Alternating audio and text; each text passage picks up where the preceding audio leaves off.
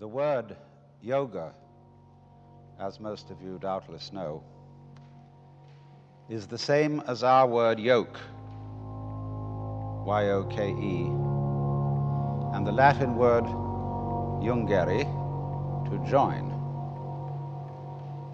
Join, junction, yoke, union, all these words are basically from the same root. And so likewise, when Jesus said, "My yoke is easy," he was saying, really, my yoga is easy. And the word therefore basically denotes the state that would be the opposite of what our psychologists call alienation, or what Buddhists call Sakaya Drishti, the view of separateness, the feeling of separateness, the feeling of being cut off from being. And most civilized people do in fact feel that way, because they have a kind of myopic attention focused on their own boundaries and what is inside those boundaries, and they identify themselves with the inside and don't realize that you cannot have an inside without an outside. That would seem, wouldn't it, to be extremely elementary logic, that we could have no sense of being ourselves, of having a personal identity, without the contrast of something that is not ourselves, that is to say, other. But the fact that we don't realize that self and other go together is the root of an enormous and terrifying anxiety. Because what will happen when the inside disappears? What will happen when the so-called I comes to an end, as it seems to? Of course, if it didn't, I mean, if things did not keep moving and changing, appearing and dissolving, the universe would be a colossal bore. And therefore, you are only aware that things are all right for the moment. I mean, I hope most of the people in this gathering have a sort of genial sense inside them that for the time being, things are going on more or less okay. Some of you may be very miserable. And then your problem may be just a little different, but it's essentially the same one. But you must realize that that sense of life being fairly all right is inconceivable and unfeelable unless there is way, way, way in the back of your mind the glimmer of a possibility that something absolutely unspeakably awful might happen. It doesn't have to happen, because you'll die one day. But there always has to be the vague apprehension, the Hintergedanke, that the awful awfuls are possible. It gives spice to life. Now, these observations are in line with what I'm going to talk about tonight, the intellectual approach to yoga. There are basically certain principal forms of yoga. Most people are familiar with Hatha Yoga, which is a psychophysical exercise system, and that's the one you see demonstrated most on television because it has visual value. You can see all these exercises of lotus positions and people curling their legs around their necks and doing all sorts of marvelous exercises. And they're good exercises. The most honest yoga teacher I know is a woman who teaches Hatha Yoga and doesn't pretend to be any other kind of guru. And she does it very well. Then there is Bhakti Yoga. Bhakti means devotion. And I suppose in general you might say that Christianity is a form of Bhakti Yoga, because it is yoga practiced through extreme reverence for and love for some being felt more or less external to oneself, who is the representative of the divine. Then there is karma yoga. Karma means action. And incidentally, that's all it means. It does not mean the law of cause and effect. When we say that something that happens to you is your karma, all it's saying is it's your own doing. Nobody's in charge of karma except you. Karma yoga is the way of action, of using one's everyday life, one's trade, or an athletic discipline like sailing or surf riding or track running as your way of yoga, as your way of discovering who you are. Then there's Raja Yoga. That's the royal yoga. And that's sometimes also called Kundalini Yoga.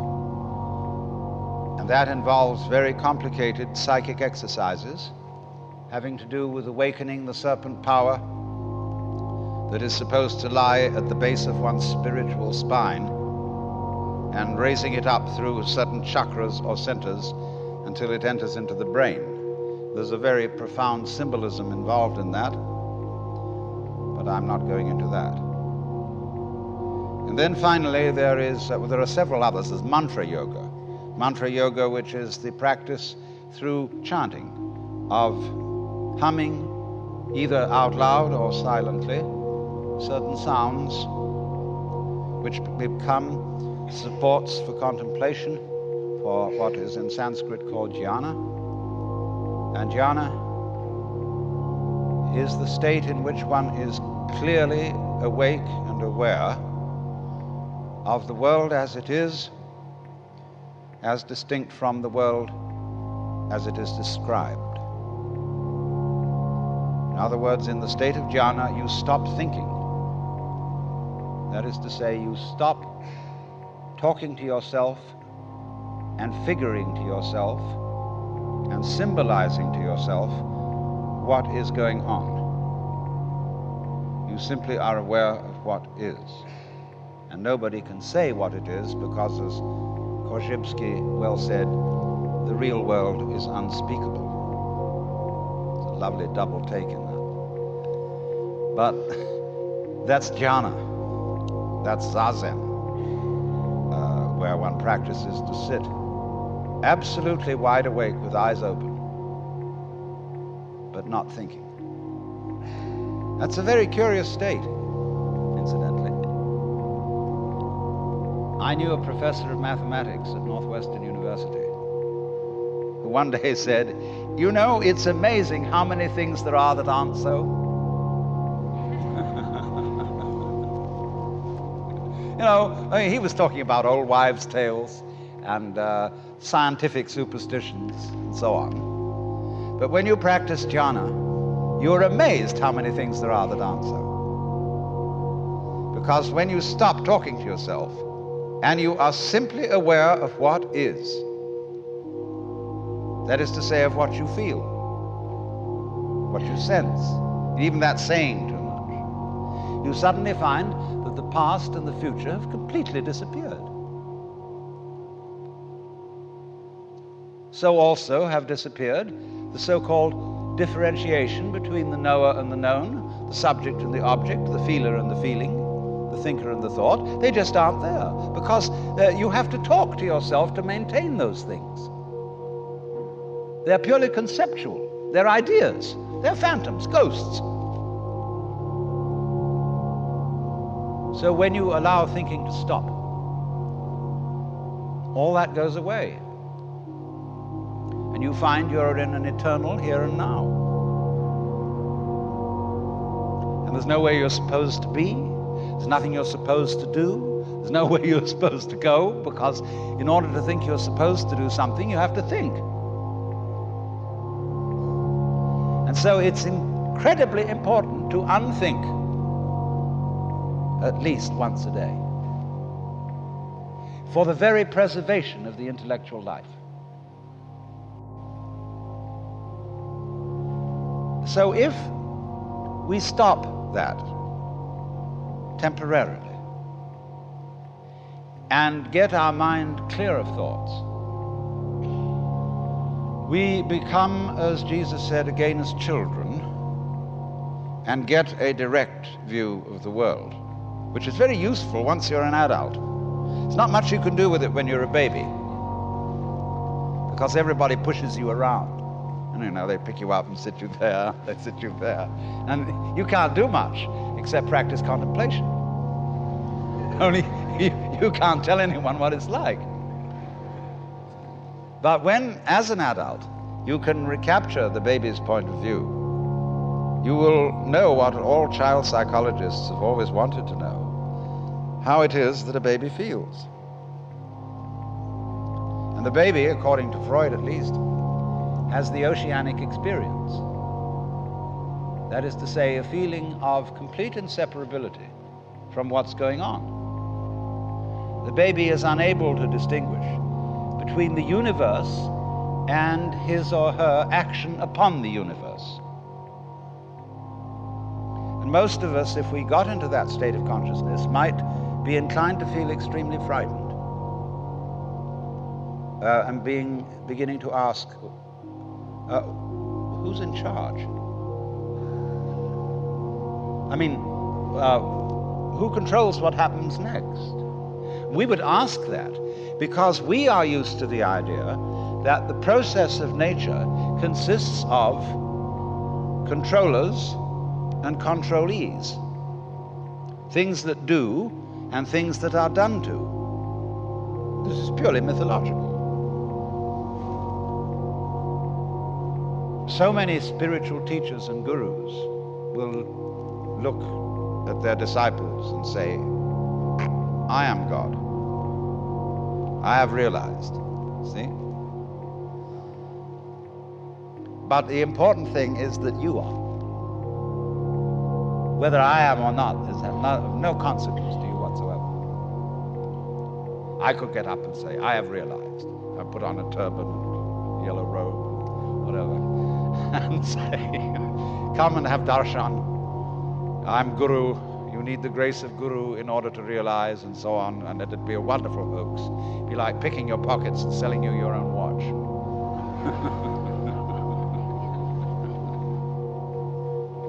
But the point is, you are.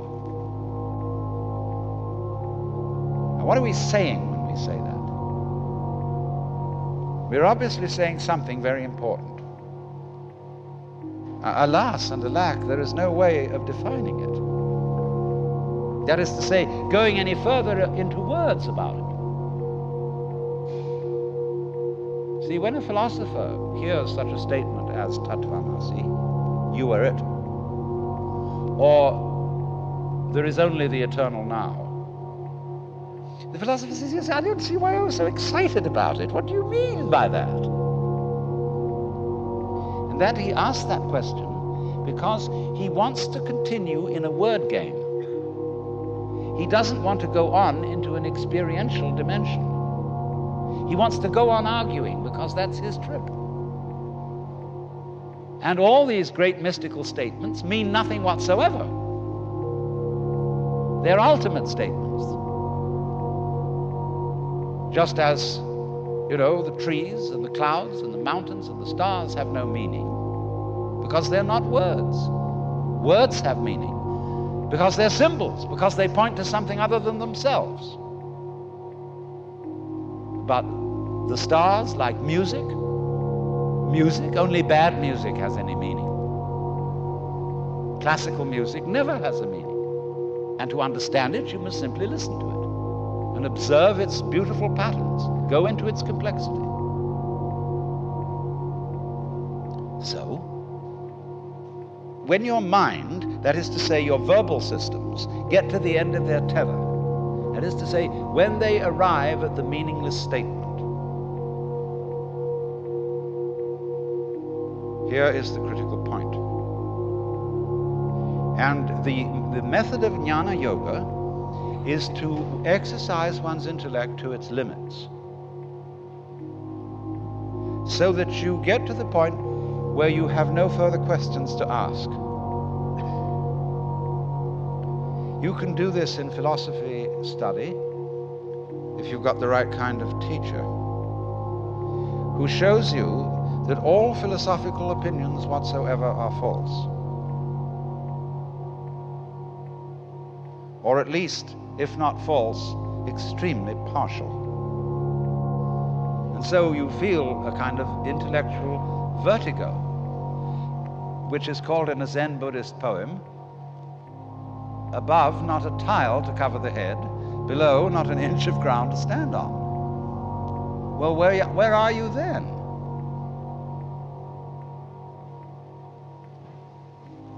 Well, of course you always were. You've discovered you're it. And that's very uncomfortable, because you can't grab it. See, here I've discovered that whatever it is that I am, that's not something inside my head. It is just as much out there as it is in here, but whatever it is, I cannot get hold of it. Well, that gives you the heebie-jeebies. You get butterflies in the stomach, anxiety, traumas, and all kinds of things. But this was all explained by Shankara, the great Hindu commentator on the Upanishads, the great master of the non-dualistic doctrine of the universe, when he said, "That which knows, which is in all beings the knower, is never an object of its own knowledge."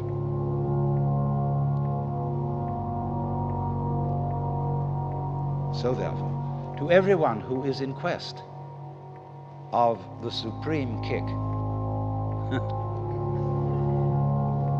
the great experience, the vision of God, whatever you want to call it, liberation. When you think that you're not it, any old guru can sell you on a method to find it. And that may not be a bad thing for him to do. Because, as Blake said, a fool who persists in his folly will become wise. And a clever guru is a person who leads you on.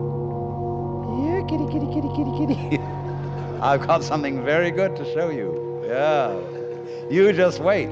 Oh, but you've got to go through a lot of stages yet. You say, can I get that? Oh, I want to get that. You know, all the time it's you. I was talking with the Zen master the other day, and he said, "You should be my disciple." I looked at him and said, "Who was Buddha's teacher?" And he looked at me in a very odd way and said,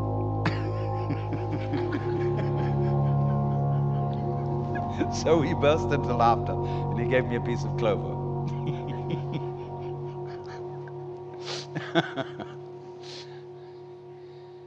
So,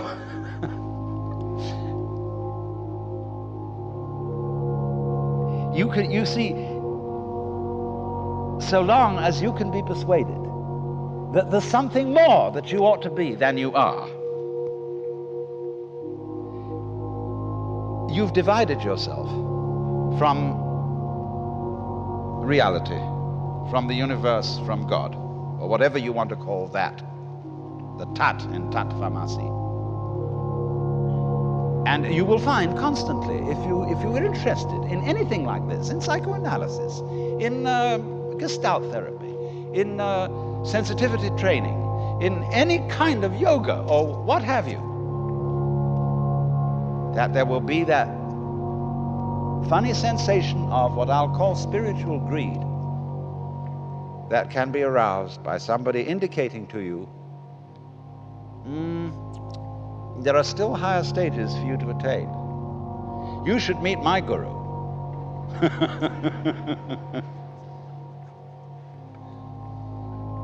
So you might say then now, to be truly realized, you have to get to the point where you're not seeking anymore. So then you begin to think, well, we will now be non-seekers. You know, like disciples of Krishnamurti, who, because he says he doesn't read any spiritual books, they can't read anything but mystery stories. You know, becoming spiritually unspiritual. Well, you find that that too is what is called in Zen legs on a snake. It's irrelevant. You don't need not to seek, because you don't need anything.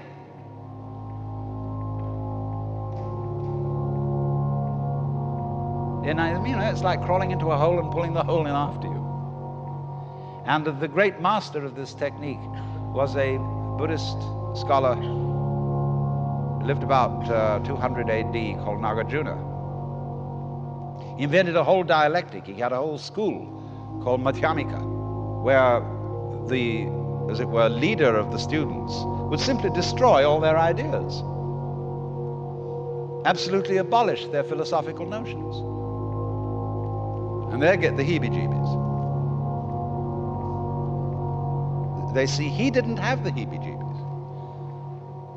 He seemed perfectly relaxed in not having any particular point of view.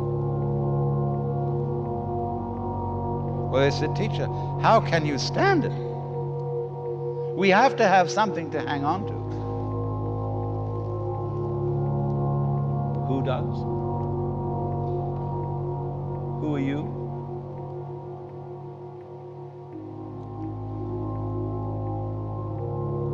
And eventually you discover, of course, that it's not necessary to hang on to anything, to rely on anything. There's nothing to rely on, because you're it. It's like the universe. It's like asking the question, where is the universe? And by that I mean the whole universe. Whereabouts is it in space? Everything in it is falling around everything else, but there's no concrete floor underneath for the thing to crash. Because the space, you can think of infinite space if you like. You don't have to think of curved space. The space that goes out and out and out forever and ever and has no end. What is that? Of course it's you. What else could it be? Only the universe is delightfully arranged so that as it looks at itself, in order not to be one-sided and prejudiced, it looks at itself from an uncountable number of points of view. We thus avoid solipsism, as if I were to have the notion that it's only me that's really here, and you're all in my dream. Of course, that point of view cannot really be disputed, except by imagining a conference of solipsists, arguing as to which one of them was the one that was really there.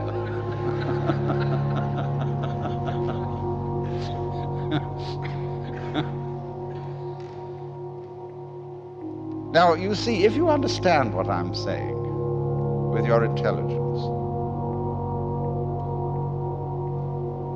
and then take the next step and say, but I understood it now, but I didn't feel it.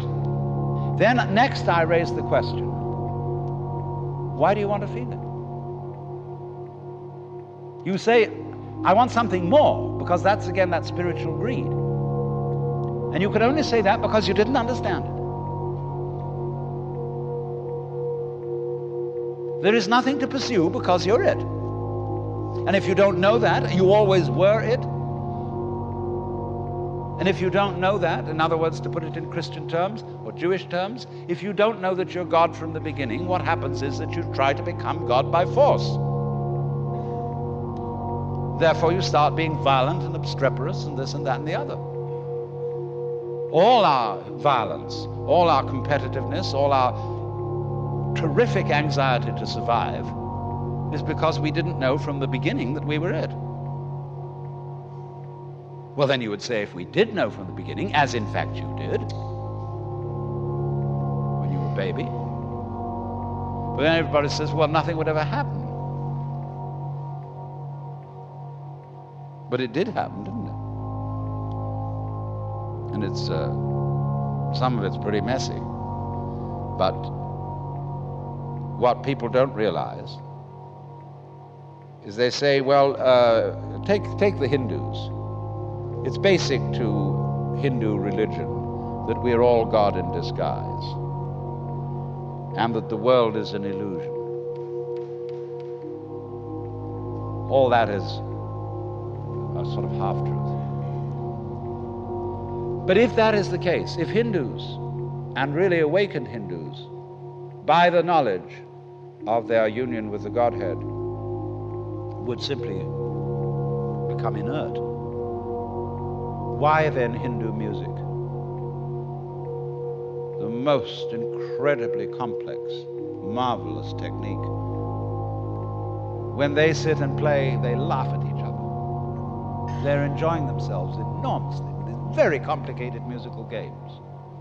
But when we come and the symphony orchestra gets up, everybody dresses in evening dress and a serious expression, and all the audience is down. You know, it's like it's in a kind of church. And there's none of that terrific zest where the drummer, the tabla player, laughs at the sarod player as they compete with each other in all kinds of marvelous improvisations. So if you do find out, by any chance, who you really are, you, instead of becoming merely lazy, you start laughing. And laughing leads to dancing. And dancing needs music. And we can play with each other for a change.